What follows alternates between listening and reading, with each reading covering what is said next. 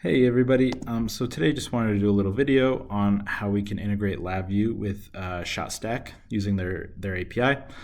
So if you do not know what Shotstack is, basically this is a cloud platform that allows you to either on their website you can edit, create videos and whatnot, but also through their API you can programmatically generate videos.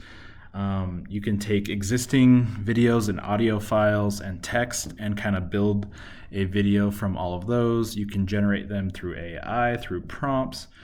You can create AI voiceovers. You can edit videos, so I can do cropping and resizing and whatnot. I can convert, video formats and whatnot through the API. So really kind of cool.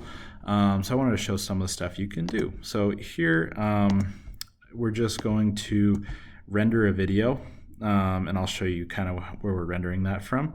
And then we're gonna get the status of this, which basically just lets us know if it's done being generated.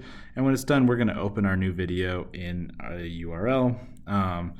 You also could do stuff like, just download the video programmatically, stuff like that as well. But yeah, let's take a little look at how we're doing this. So yeah, basically it's just a REST API.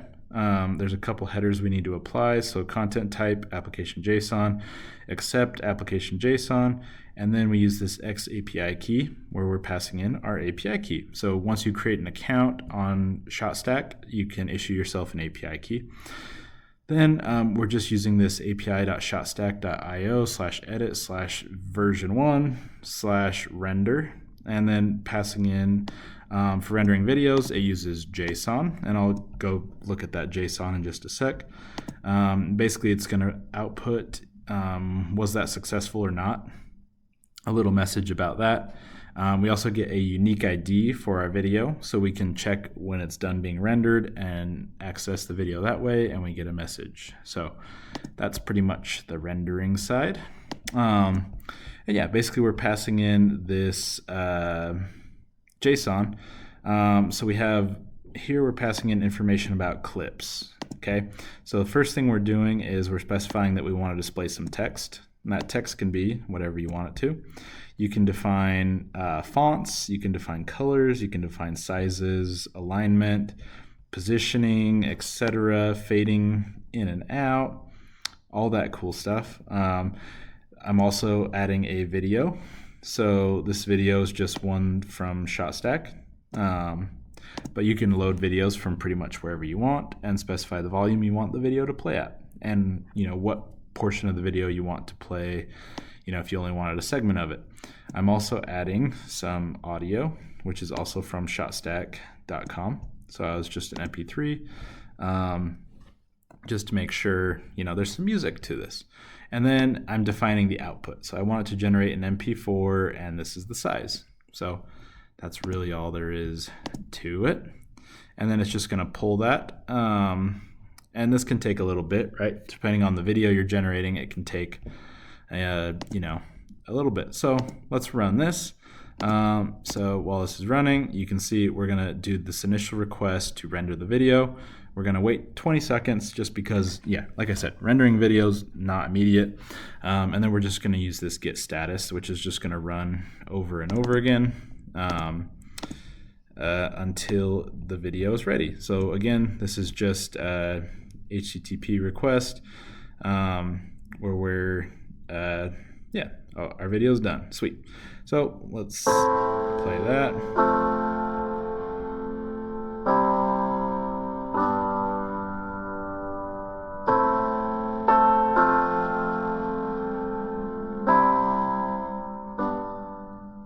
So yeah, that's our video. If I wanted to, I can download that. I can do, whatever I want with that. And super simple, right? The API is really simple to use. The trickiest part is just defining the JSON you want to use. And, it's best to just do that from templates, right? If you've defined certain stuff and then you fill in different parameters, you can do that.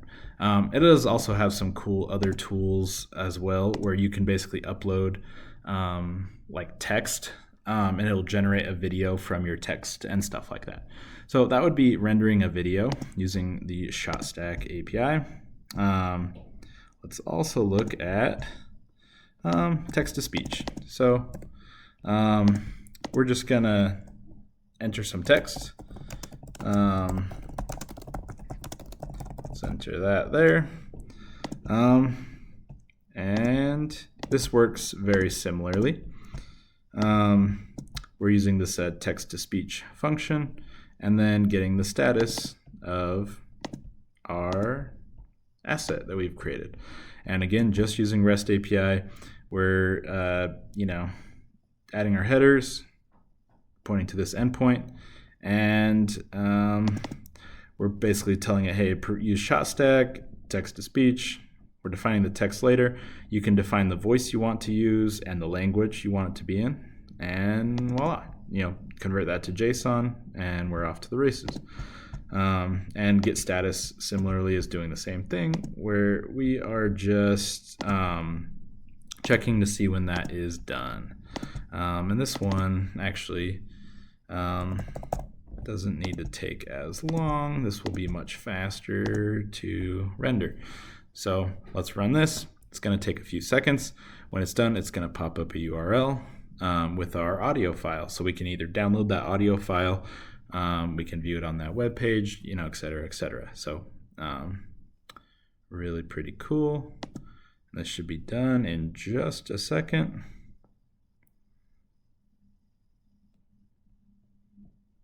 While we're waiting, I can show you. We have an issue here. All right, sorry about that, everybody. There was just a little bug in the way it was parsing the JSON. Got that fixed now, so let's run this. So it's going to take just a couple seconds to actually generate this audio, and then we'll pull it up in a URL.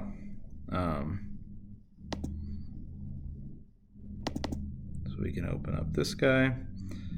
We can see that we're basically just checking for when this is done. Sweet. So there is our URL. We can open this up, plug that in there. Thanks for watching Canon Controls. And there we go. That would be basically in LabVIEW. Some of the stuff you can do with the Shotstack API to dynamically create, edit videos, text, etc. So you can do a lot of really cool stuff. This is really just kind of scraping the surface of what you can do with LabVIEW. But yeah, thanks for tuning in. Canon Controls is your gateway to mastering LabVIEW. Dive into programming for data acquisition, industrial communications, and manufacturing automation. Explore how to enhance your projects with cybersecurity best practices. Join the journey to elevate your skills and secure your systems with every episode.